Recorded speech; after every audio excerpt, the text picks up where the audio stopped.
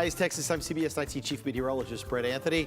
Getting slick out there across the area, mainly the bridges and overpasses. Those are the roadways that are becoming problematic here tonight. It looks like most of the main roads that are well traveled and well insulated by the ground from below are staying just wet. But it looks like we are running into some problems, so please be careful if you have to go out. If you don't, it's best to just stay indoors.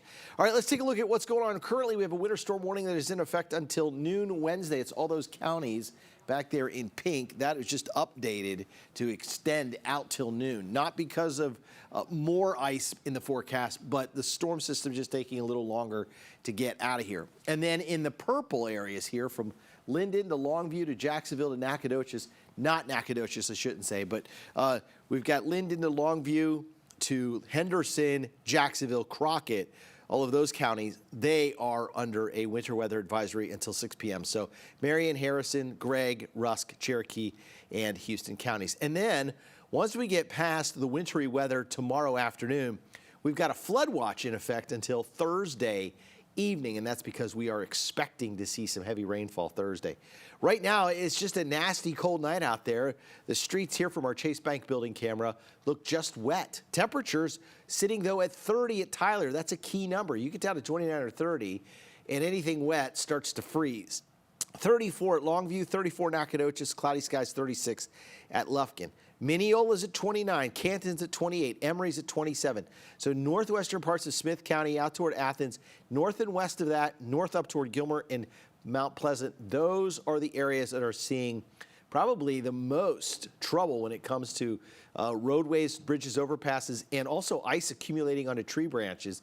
And even though we don't have a lot of wind, there is enough weight on those tree branches that some of those are falling and they're taking some power lines down with them. So we have several thousand outages being reported across the area. In fact, right now you can see we don't have any current wind gusts being reported, just sustained winds at about 5 to 10. So CBS 19 radar, we've got some pink areas here. That's going to be some light freezing rain, freezing drizzle with rain over toward Henderson and Carthage right now. Up to the north, we've got patches of freezing rain and freezing drizzle from Mount Pleasant back to Mineola over toward Canton.